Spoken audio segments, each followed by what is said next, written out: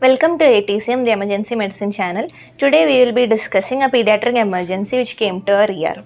A 9-year-old female patient who was a known case of obstructive hydrocephalus status post endoscopic third ventriculostomy in 2011 presented to our ER with headache and vomiting since last 4 days.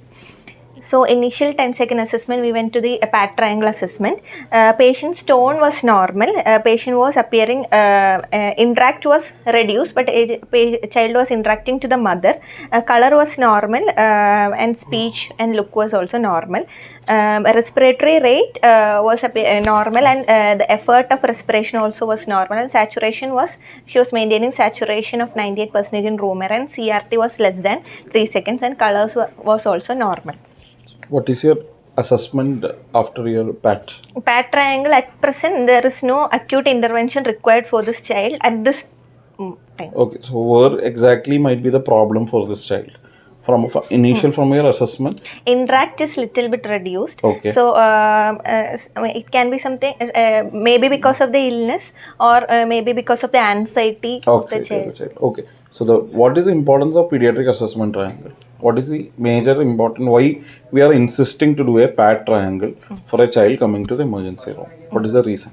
With that 10-second assessment, we can assess the where is the actual problem. If suppose in the breathing is the abnormal, we can assess something. It can be because of some respiratory issues or something involving like that. So like that, from the patient initial observation from you, like what is the tone of the child? That is the first thing. Color of the child.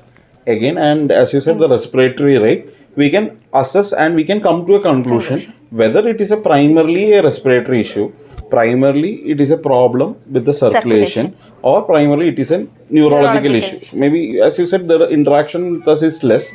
Maybe it can be a neurological issue also. Maybe the child is post-ictal, the child might be drowsy, or the drowsiness can be due to either due to a CNS issue or due to circulatory problem also. So the major implication for a pediatric assessment triangle as per the PALS to have a conclusion, a general idea regarding the child, and we can come to a diagnosis probably whether the child is sick child or needs some immediate intervention, or maybe later on we can need to have some intervention. So that is the idea of PAT assessment. So pediatric assessment triangle, the 3 components, can you just elaborate again? We have the appearance of the child, breathing and circulation. Okay. In appearance, we will be looking the tone, interact, the color of the child, and the look of the child, and the sound or the speech. Okay. Moving on to the primary survey, her airway was patent, there was no pooling of secretions or gurgling sounds. Breathing, her respiratory rate was 22 per minute, regular, without any use of axillary muscles of respiration, and she was maintaining 98% in room air. Circulation, her heart rate was 98 per minute with a blood pressure of 100/60, and all peripheral pulses were felt equally and bilaterally. Disability, her GCS was E4, V5, M6, and pupils 2.5 millimeter reactive, and GRBS was 120 milligram per deciliter, and she presented with a history of headache, so we asked for the pain score. It was 4 out of 10. Okay. So now coming to the first primary survey, airway. So what all problems that you can anticipate for this child? This child is having a past history of obstructive hydrocephalus and all. So some neurological issue is there. So in the airway, suppose because of low GCS, airway might not be patent. There can be a fallen tongue and oral secretions might be there. That is there. And breathing, if the child has aspirated, there will be tachypnea and all. In case of any brainstem herniation, there can be abnormal breathing pattern. So the most important thing, anatomically, when it is a pediatric population. The head will be large compared to the body. But the obstructive hydrocephalus history is there, so we don't know whether it is a more bigger head. That is one thing. Then are there any dysmorphism or anything like syndromic hydrocephalus and all can be there. So if it is there, those things can be there. Then children, tongue will be like more floppy, and epiglottis will be longer and all. So anatomical differences in children and adults. So that thing should be considered. That should be considered. Then the major thing is that one, you have to, as per the age, it will not be the same for all the child. So maybe not the same for a 1-year-old and a 9-year-old. So it will be grossly different. So we should also know the normal parameters. That is the next important for that age. For that age, what should be a normal blood pressure, normal respiratory rate? We cannot by heart all those things, but we can have a chart or a Bruxelles tape, and we can easily refer for this age group what should be the respiratory rate, whether it is above 50th percentage or below 50th percentage, or what is the weight, ideal body weight for this child. All those things should be calculated. And what is a quick mnemonic that you can remember for any pediatric emergencies that you come to the emergency, we should calculate their wet flags. wet flag. So Wet flag, when we elaborate, W for the weight of the child, E for calculation. weight of the child. If the child is less than 10 kg, 2x plus 8 can be used. X means the age. So this child is a 9-year-old child. 2x plus 8 means 2 into 9 plus 8. So age less than 10. So it is 26, coming as 26. Okay. Then E for epinephrine. Sir. E for epinephrine, or it can be for the energy also. Joules of energy that you need to use, because you need to arrange your pediatric paddles also, and you have to set in the ideal joules. So 2 to 4 joules per kg that you need to select. So 26 kg, 25 you can take, maybe it will be 50 kg. If the 50 joules. 50 joules, sorry. If the child goes into an cardiac arrest or here a VF or a VT, the joules need to be selected. So W, E, T for tube size. So we will be using the formula 2x age divided by 4 plus 4 for an uncuffed tube, and age divided by 4 plus 3.5 for a cuffed tube. So here you can use a cuffed tube. So what will be the size that you need to keep it ready? 6 size cuffed. 6 size cuffed tube you need to keep it ready.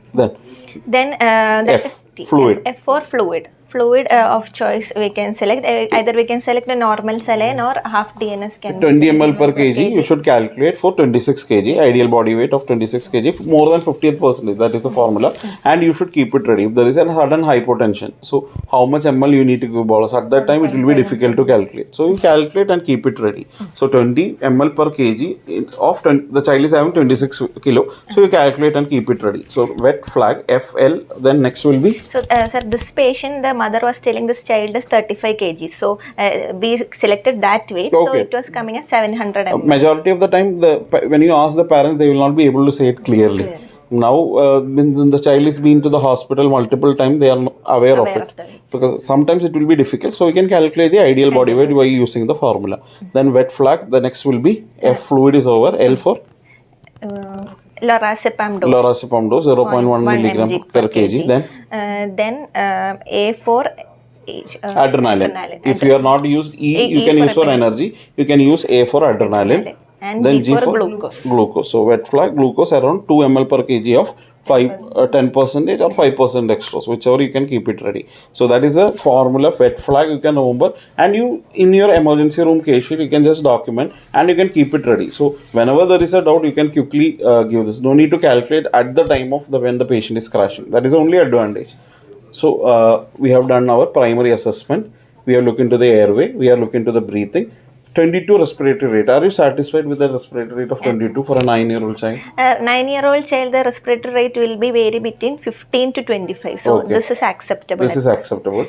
Maybe when we have bradypnea, what will you keep in you? Maybe the respiratory rate is something like 12 or 14. So what will you suspect? Maybe child is in a postictal state, or there can be some intracranial pathology or raised ICP, and that can be there. So that also should be kept in mind. Kept in mind. Tachypnea usually about 25, maybe multiple reason, a busy emergency room, anxiety, pain. Maybe as you said aspiration, all those things, pain. Again the child can have tachypnea, but the child looks okay like for a 22 respiratory rate. And blood pressure calculation. Blood pressure, sir, we are expecting a BP of 90 plus age into 2, and if the systolic BP is less than 70 plus age into 2, that is called as hypotension. So for this child, the systolic BP can vary between 88 to 108. So this patient systolic BP is somewhere coming around 160. 100 by 60, that is okay.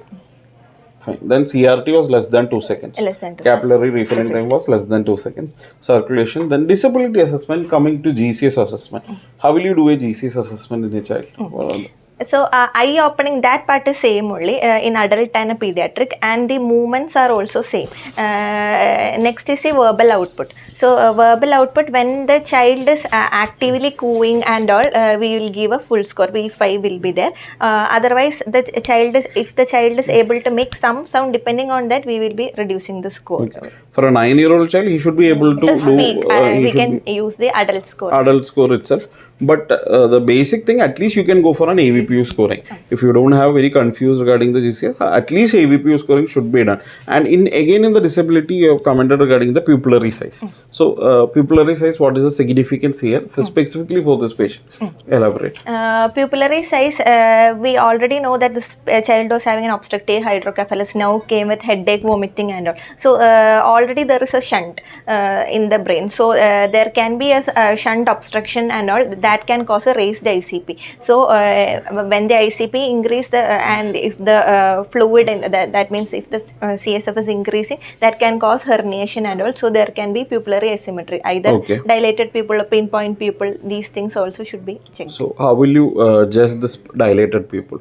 So this child is having a central issue, right? It is not a unilateral problem. It is not like a tumor suppressing on one side. It is actually, it will happen to the both ventricles. When it has happened, it has to happen to the both ventricles. So what pupillary differences that you can, what gaze, what will happen in a hydrocephalus patient? Usually what happened to the gaze? So in a raised ICP, sixth cranial nerve can be involved. So the lateral rectus palsy can occur. So their lateral, the lateral movements will be affected. Then as the ICP increases, third cranial nerve can also get involved. If it is an infant and all, we can see a sunset sign. That means the child will be looking downwards and all. Upward gaze will be affected. They will not be able to see upward gaze due to the pressure effect and to the okay, fine. Then if the third nerve is involved, the pupil, pinpoint pupil also can be there according to oculomotor patterns. Okay. Then depending on herniations is there.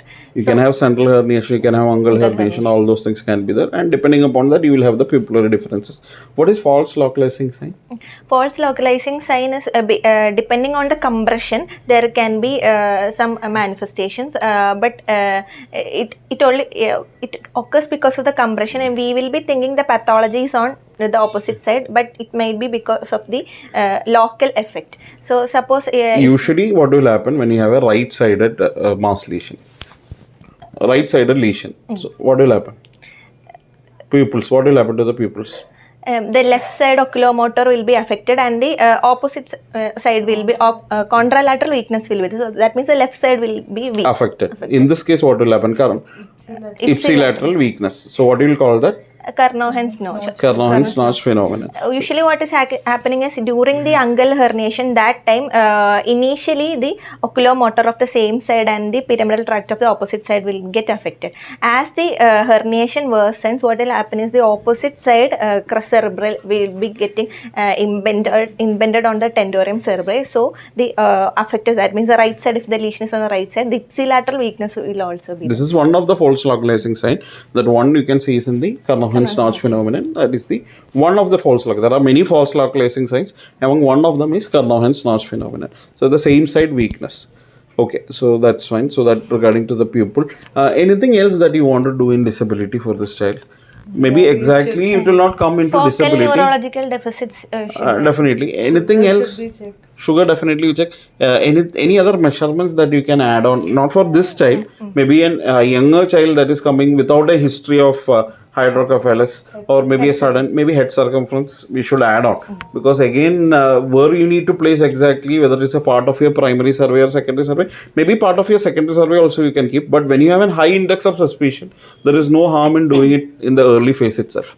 When somebody is bringing the child with a large head and you are not correct whether to say it is a large head, we need to have a measurement at that point. Maybe you can look into the AF, whether it is fully less than 1 year of age and all. You can look into the anterior fontanelle and whether it is bulging or not, whether it is closed, not closed. All those things you can see, and head circumference also. So how will you assess the head circumference, and what is the significance in hydrocephalus? Sir, in a newborn, the head circumference will be 35 centimeter, almost between 35 to 36. That range will be there. So we will be checking the head circumference from the this one from the eyebrows to the occipital notch, we will be measuring the head circumference, and then we will be checking the anterior fontanelle and fontanelles and all. So anterior fontanelle will be closing only at the age of 1.5 years. So it will be open till that age, and posterior fontanelle will be closing between 2 to 3 months. So if the anterior fontanelle size is more than 2.5 to 2.5 centimeter, that is abnormal.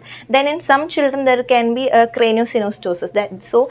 In such cases also there can be hydrocephalus because of the obstruction. So in such cases the head circumference will be very much less. So see, for example, I am telling it the 40 is the 2-month-old child has come. 40 is the head circumference. How will you justify whether it is hydrocephalus? You can call it as large head circumference or normal. Sir, there can, in some individuals it can be benign also, and so the thing is that you should understand it should be above 98 percentile. You have to calculate the percentile for that age. What should be the cutoff? And if it is above the 98 percentile, you can say the head circumference is increased. So above the 98 percentile, for whatever be the age group, you should say above 98 percentile. You have to say that the head circumference is more. Fine. So we have done our primary assessment. We doesn't need any intervention at this point of time. Suppose we need not put an IV cannula also at this juncture. The child is quite stable. There is no other features of any seizures. Nothing is there.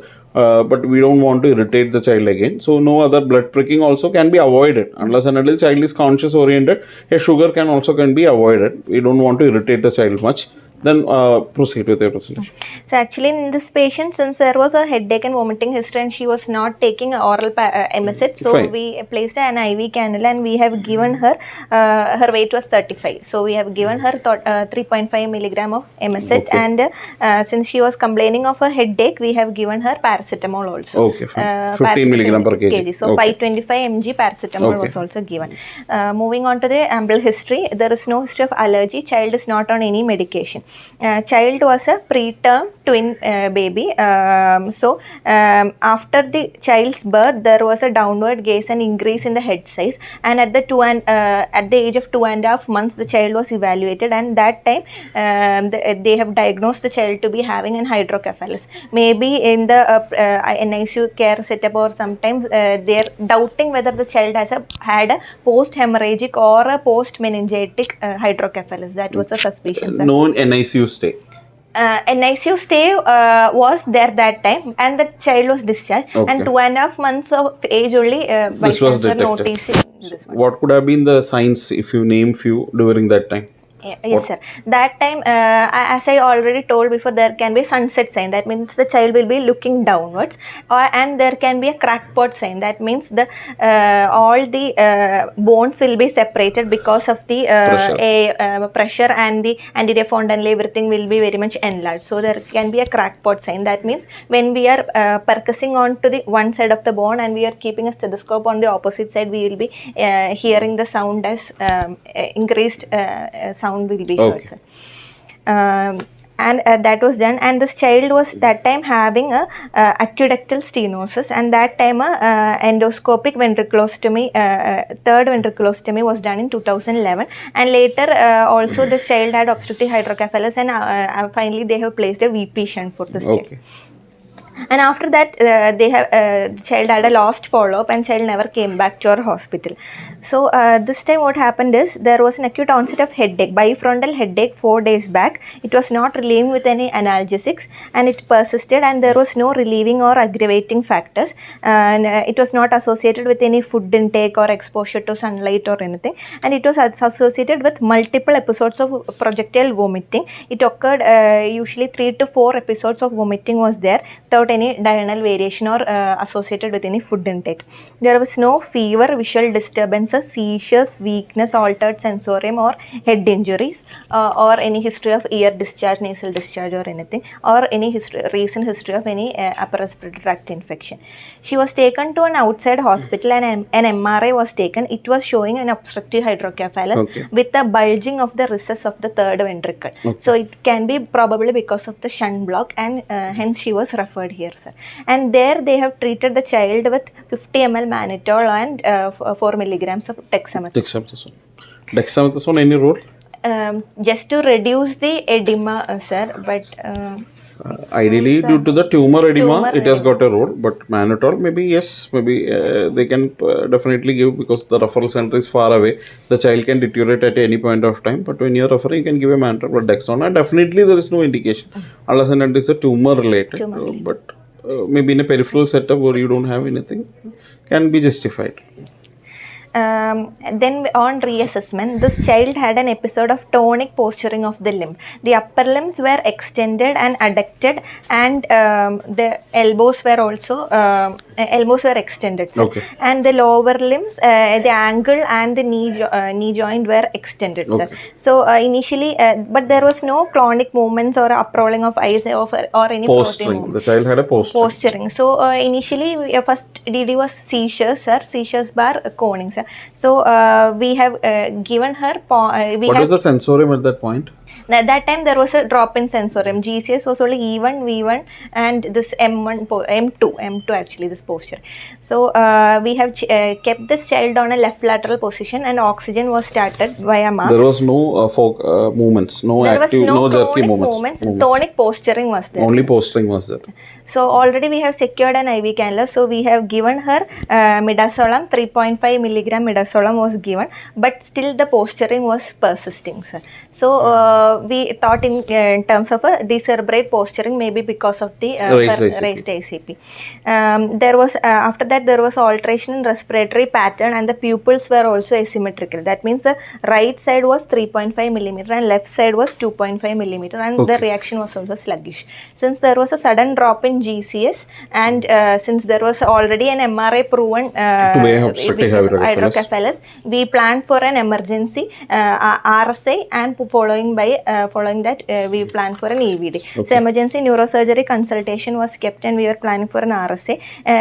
That time we have given her a mannitol. So exactly, we have calculated everything and kept ready. Maybe we can add on all the drugs we have added and kept ready. So tube size is ready. So at that time, see, this child suddenly started have to coning. So when you have everything ready, it will be much more easier for us rather than calculating during that time. So again, what will be the laryngoscope blade size that you need to select? Laryngoscope blades are depending on the available, either McIntosh or Miller. So in this age, we can select the 3 size Mac, and in Miller either 2 or 3. Or if we are confused about the size, we can take the size from the incisors to the angle of the mandible. That can be selected.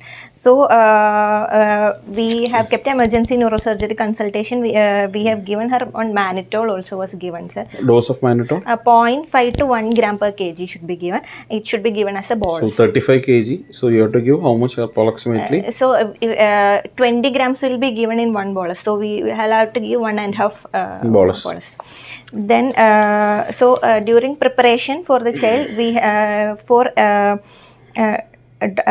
blade selection, we have selected a 3 Mac blade was selected, and the size of the tube, when we calculate the size of the tube, it was 6, and smaller size 6 cuff tube and a smaller size, that means 5.5 cuff was also kept ready.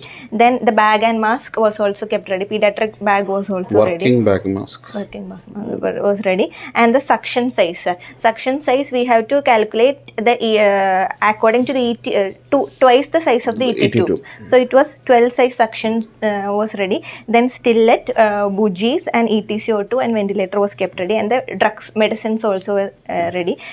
We have selected, we have kept midazolam was already you have given midazolam. 3.5 mg was given already. Just soon after you are going to intubate. So what will be the drug selection? You have to select your ideal induction agent. So which agent will be you prefer to start here? So this patient we have to do a very smooth intubation, because we don't already there is a raised ICP. Already raised ICP, sir. We don't want to increase the ICP again. So any role of atropine? Atropine, sir, only if the child is going for a bradycardia, we will have to give the atropine. Otherwise, we can keep the atropine ready, 0.02 mg per kg. But here are the maybe atropine plus and minus will be there. Plus will be that due to the scopy, The vagal stimulation. that can be avoided. That is one. And but the negative thing is that again the pupillary asymmetry. Whether what is going to happen will be completely missing that. So if it is really needed, the child is having a bradycardia, definitely go ahead with atropine. But there is no bradycardia, you can avoid atropine. But make sure that you are doing an, as you said, a smooth intubation with your preferred agents. You give adequate sedation and adequate paralysis, and without any stress to the child, you need to secure the airway. So what was the drug selections done here? We have already we have given midazolam. We have selected fentanyl also, sir. It was selected 3 microgram per kg. And again, hypotension will be another issue because already 160, that is fine, but midas and fentanyl, so you need to continuously have an IV maintenance fluid running in, or maybe you can give a bolus depending upon the blood pressure at that point. Then the drug of choice will be induction agents. Induction agent, we can either use an etomidate or a propofol can be used. Which will be the best agent here? Propofol will be having anti-epileptic action. Effect also, and but it decreases the ICP, reduces the ICP. It will reduce the ICP, it will decreases the CNS effects also. So maybe propofol will be an agent of choice, but no harm in giving etomidate. We are comfortable with any agents we can give, but you have to select the correct dose and the correct timing you need to give the drug. That is the only thing. Then paralytic agent rocuronium was selected. So the child was pre-oxygenated for 3 minutes, and pre-treatment was given with fentanyl. Atropine was kept ready. It was not administered, sir. And child was paralyzed, and the child positioning. This child was positioned in a supine position, but in a child, for getting the correct angulation, we can either keep a 2-inch size cloth below the head, sir. Below the neck or shoulder blade? Shoulder blade, that we will be using for a very small child less than 2 years. For children more than 7 years, we can keep a cloth below the head. Below the neck, okay, fine. And this child was intubated with a 6-size ET tube, and angle of mouth also was secured at 18, sir.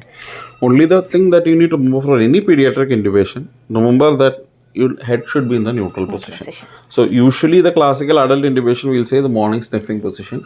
That is not correct, because when you do hyperextend or extend the neck, that alignment will go and vocal cords you will not be able to visualize. The main thing, you keep the child neutrally, and positioning is the key. That will be the failure of your intubation in your pediatric. The position will be the key, and correct selection of your equipment. So in adult also that is the same position, everything is, but in children the major reason why there is a failed intubation is due to the positioning. If you have to correctly neutrally position the child without any head movements, if you are able to maintain the neutrality, you will be able to intubate very clearly. Fine. And the child's ETCO2 was 34, sir. 34. And what is the angle of mouth? Angle of mouth, ideally the formula is 3 into size of the tube. So so in this child it will be coming somewhere around 18. That means 6 size tube we are selecting 18. But that can be wrong also. So we have to check the air entry bilateral, and depending on that we have to adjust. So somewhere it will be between 15 to 18. That you can remember. It is thrice the size of your ET tube, but it is not taken for granted. The other thing is that there will be an additional tube, that will be the length of the tube will be more. And once the child is again flexing the neck, maybe it will go to the right side. Maybe you're just extending. When you're keeping in the neutral position, it will be, when you're checking the air entry will be equal. But after some time, if the head falls down, it would have gone to the right side. So again, when you check the air entry, it will be an issue. So you have to keep the head position. That is the most important thing. And you have to check for the bilateral air entry, and maybe excess tube, if it is there, maybe you can cut it, or you have to fix it. And angle of mouth, ideally thrice the length, but depends upon the air entry, you can adjust. Fine. Then tube was secured, and when we are tying the tube also, we should avoid tying it too tightly over the neck, because that can also increase the intracranial pressure, sir. Okay. And this it was connected to ventilator, and since we are giving multiple medicines and all, we will have to catheterize this child also. And the neurosurgery team was ready with the EVD set, and this EVD was also done in the ER itself. Over the they have done the EVD via? just behind the hairline, sir, Behind the anterior hairline. to the coronal sutures, they have done the EVD, EVD. and they have drained the SES. What happened to the child after that? But even after that, there was no improvement in the sensorium, sir. The child, immediately after the procedure, the pupils started reacting, and we have given her continuous sedation. Then child was shifted to ICU. But in the following days, what happened was there is no improvement in the sensorium. So they have done serial MRIs and all, and it was showing hypoxic damage to the brain was also there, sir. So child is still in the ICU. ICU. Okay. So there was never any hypoxic event as such. Hypoxic event was not there, but some Due to the pressure effect, due to the pressure and edema effect, the child had brain damage. Rather than to call it as an hypoxic effect, it will be more into deal with the edema. And any other procedure was done rather than EVD. They have done the ventriculostomy, whether they have corrected or not. Thing is that thing was damaged, sir. So they were planning on to do a repeat VP. So in a nutshell, obstructive hydrocephalus, can you just quickly elaborate the types and management? Yes, sir. So there can be different hydrocephalus, sir. Either it can be an obstructive or it can be non-obstructive. So we have the CSF will be produced by the choroid plexus, and it will be draining to the lateral ventricle. From the lateral ventricle through the foramen of Monro, it will go to the third ventricle. Then from the third ventricle through the aqueduct of Sylvius, it will be going to the fourth ventricle, and from the fourth ventricle through the foramen of Luschka and foramen of Magendie, it will be going to the subarachnoid space, and it will be getting drained. So if there is no obstruction to this flow, then it is a non-obstructive hydrocephalus. The problem will be with the reabsorption. The subarachnoid space of the arachnoid villi will be reabsorbing that. So only problem will be there with the reabsorption. That is a non-obstructive hydrocephalus. Obstructive hydrocephalus is somewhere there is an obstruction. So in this child there was a third ventricle outflow obstruction. That means in the aqueduct of Sylvius there was an obstruction. Maybe the child had a small hemorrhage. And it got blocked, the duct got blocked, or maybe due to infection. Anything. So it causes can be meningitis, persistence of any bleed, or something compressive. Then ICS soil space occupying lesion can be there, or some childs will be having some developmental abnormality, Dandy-Walk phenomenon and all can be there. So this might be the reason. So depending on the site of the lesion, we will be we will be diagnosing what type of hydrocephalus it is with an MRI. So with that MRI we can find if there is some other reasons for this hydrocephalus, and depending on that we will be planning on the procedure. Okay, so the basic procedure will be removal of the block. And either a ventriculostomy can be done, can relieve, but if it is not improving, you have to do for different types of shunt like VP shunt. Then VP shunt is that means a ventricular peritoneal shunt, or it can be connected from the ventricle to the right atrium, or from the ventricle to the pleural space, and complications are also there accordingly. That means there can be a shunt displacement can be there, shunt fracture can be there, infection or bleeding into that can cause a blockade of the shunt, some shunt migration can be there, and the lower distal part there can be peritonitis or infection, local related infection, block, everything can happen. So this child, it is a diagnosed case, so you are able to understand it very easily and we could manage. But usually when the child was initially presented at the age of 2 months, you should have a high index of suspicion. What will be the presentation at that point of time will be, as you said, the eye signs, everything. Most common sign is a drowsy child. Drowsiness, maybe the milestones they are not achieving, maybe at that time they would have noticed and they have brought the child. So the most important common thing is that you should have an high index of suspicion. When there's some drowsy child, you need to have the common basic thing of measuring the head circumference, and you can have an easy diagnosis of an hydrocephalus. Okay, fine. Thank you.